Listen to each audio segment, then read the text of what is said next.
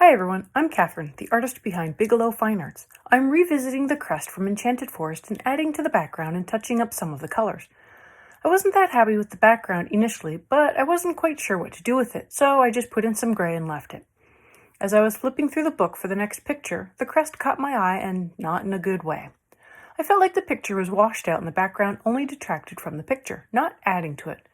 Compared to the compass on the opposing page, the crest just wasn't able to hold its own on these two pages. So I decided to go through really quick and touch up the background, and what was supposed to be a quick little thing turned into a couple of hours. I flipped the camera on to show that it is okay to go back and change things. If you like what I do here and you haven't already, go ahead and hit that subscribe button. I'll have a link in the cards above to the playlist where you can watch the first parts of this crest if you haven't already completed this page.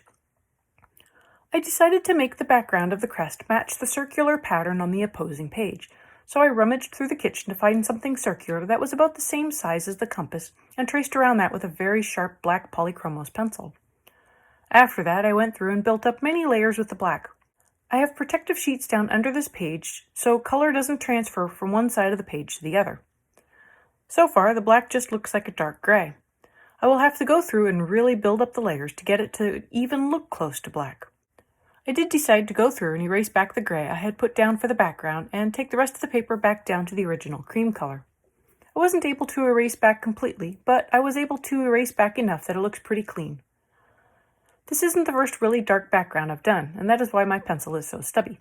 I have a card in the show notes above where I put in a black background for a flower if you'd like to see where the rest of my black pencil went.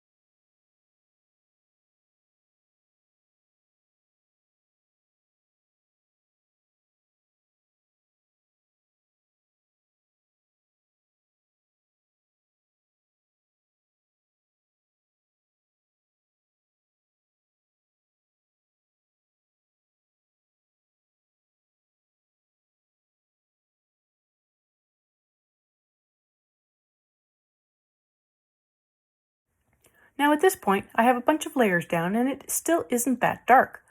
It is dark, but not black. So you might be wondering how I'm going to get it really dark. And that would be with blending. I decided I wanted this to be black, and one of the best ways is to blend with solvent. So with a barely damp brush of odorless mineral spirits, I carefully go through and blend out all of the black of the background and smush the pigment into the paper and smooth it out a little. Now because I am having to go around other things, I'm not getting as smooth of a blend as I would like, but I knew I was going to have to go back in and add more layers.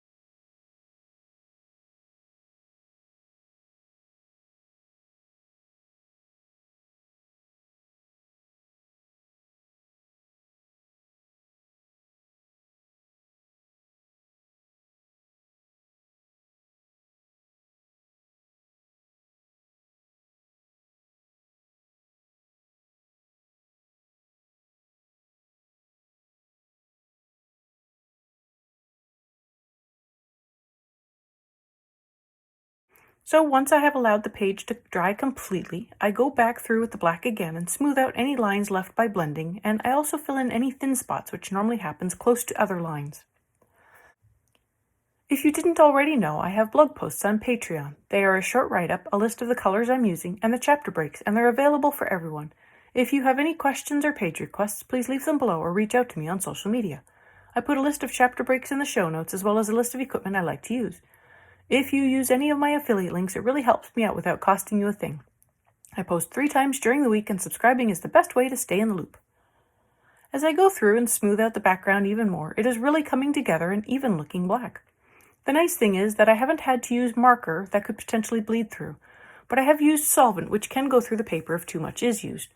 Plus, marker wouldn't have been a great option since I already had down a few layers of colored pencil, and I'm sure it wouldn't have stuck to the oily and waxy surface as well.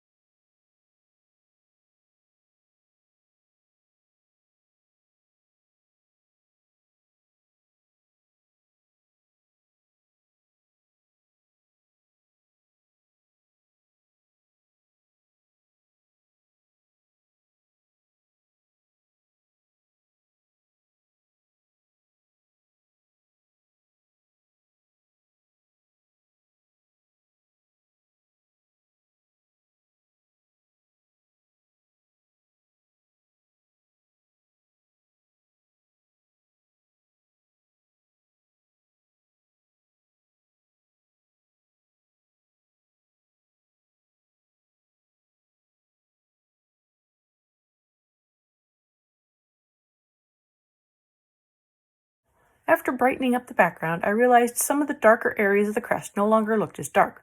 So I am coming through with the Dick Blick dark green and adding in more layers over the vines and darker leaves to make them stand out a little more. I'm not going to go through and touch up the whole picture. Most of it is fine. It was the background that bothered me the most, but I also realized the dark green wasn't dark enough either. Thanks for joining me today. Stay tuned for the next page in Enchanted Forest as I continue my journey to discover the mystery that awaits in the castle. Let me know below or on social media if you colored along. I'd love to know how you did. I want to thank you all so much for coming along and joining in with me on this coloring journey. I appreciate all my subscribers, and I can hardly believe I'm almost at 500 subscribers. Help me spread the word by liking and sharing. And if you're one of the 60% of my watchers who haven't already subscribed, then subscribe to help that happen. Until next time, happy coloring.